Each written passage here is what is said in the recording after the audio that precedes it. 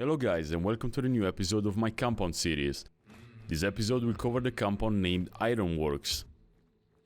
Let's start with this little shed outside the compound. As you can see, it's very open and nothing here is bulletproof.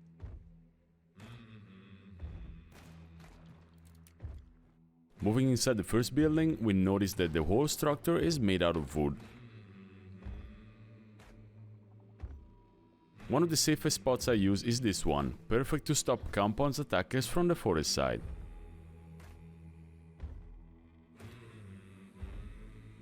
There are also these two windows that give good visibility on the outside if anyone rushes inside the compound.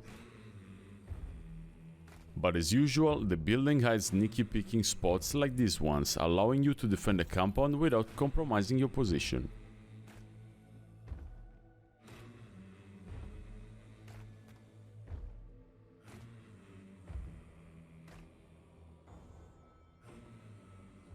Don't forget that the roof is full of holes, and grenades love to get inside those holes. Right outside this building is a spot that helped me get nasty angles on the people on the roof. As you can see from the outside, you have a pretty good angle on the boss layer, the red barrel and the roof. Very good offensive spot. There are lots of barrel spawns in the compound, and my tip is to just shoot them right away, before the enemy does.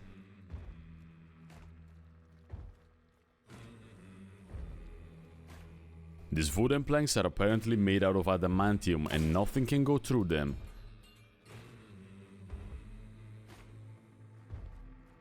Even the edges are bulletproof to the very limit. On the right side of the building, we can find this nasty angle on the roof. If you move slowly, you may be able to take out the people on the roof without getting spotted.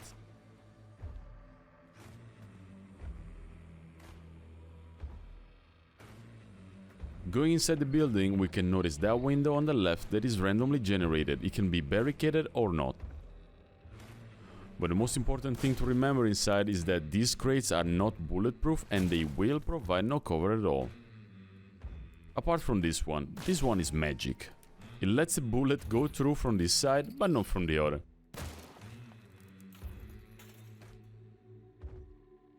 These cracks are good to defend the bridge side, but don't forget that your legs are showing.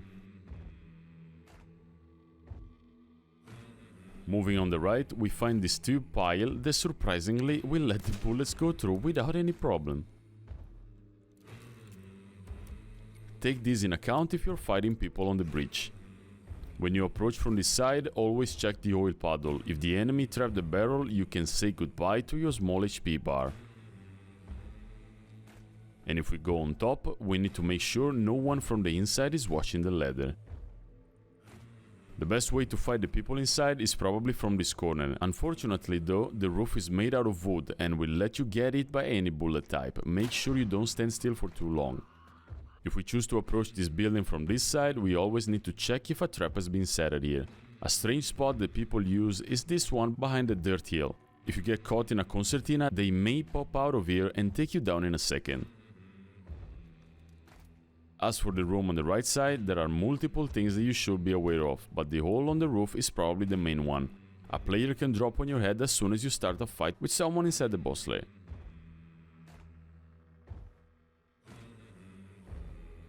If we move on the other side of the corridor, we can see how open it is and the only covers are made out of wood.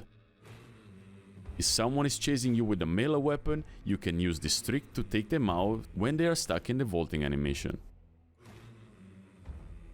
Outside this compound, we have a lot of dangerous spots to take care of. One of the most important is this hole in the wall. As you can see, the enemies inside have great visibility and almost bulletproof cover.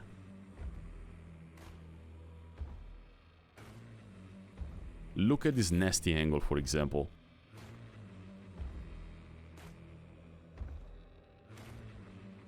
If we go on top of the boss lair roof, we can notice these windows that are heavily barricaded and will not allow anything but nitro shot to go through. They are still a very good spotting point to give info to your teammate, as also the enemies inside can shoot you behind there. Approaching the boss lair from this side may get you killed from that red barrel or from the concertina trap set right here. And if you survive and get shot from the bridge side, make sure you're not hiding right next to this red barrel. The two metal doors are probably the most common way to approach the boss lair. And now we can analyze a couple of ways to do so. On top of the wooden wall there is a gap that will let anything go through. Or if you want a safe approach, you can fall back behind this concrete structure to get a great cover and a great angle outside the shotgun range. If you want to approach from this door, keep in mind the enemy can see you very well from these huge gaps on the right side. Speaking of gaps, these ones are pretty nasty angles that requires a bit of skill to be used correctly. As you can see from the inside, if you go on top of the boxes, you can get really good angles on the enemies outside, even very far away.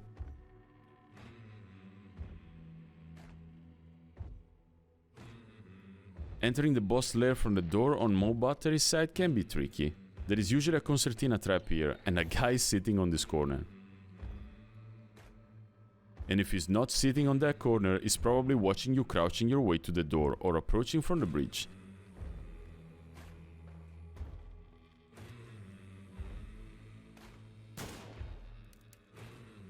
You can also throw consumables from this wall and slow down the attackers. The cannon molds are probably one of the best covers in front of the door, 100% bulletproof even in the lower gaps. You cannot throw anything through these wooden gaps, but you can use the hole a bit above them.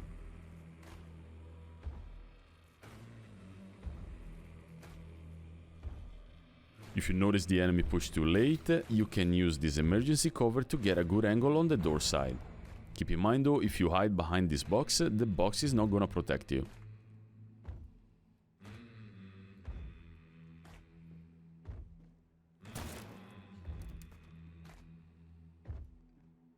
And if the enemy is crouching behind the wall, you can use those gaps to throw your flash bomb exactly where you want.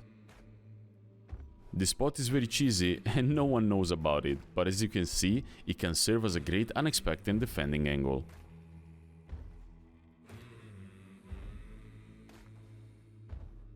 Let's talk about the chimney room, and let's talk about the fact that you can shoot the people on the roof and throw what you want on the people outside.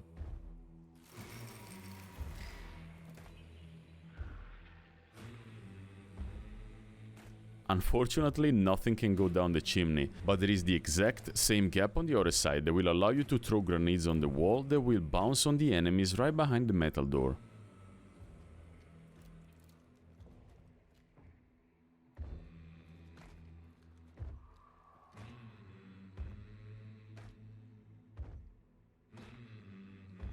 And we reach again the end of the video, guys, and as always I hope you learned some new things. I want to say also thank you for the amazing support on the videos, on stream and the other socials. You guys are the best. I will see you guys every day on Twitch at the link in the description. Bye, and don't try to run Cyberpunk on a 10 series card, man.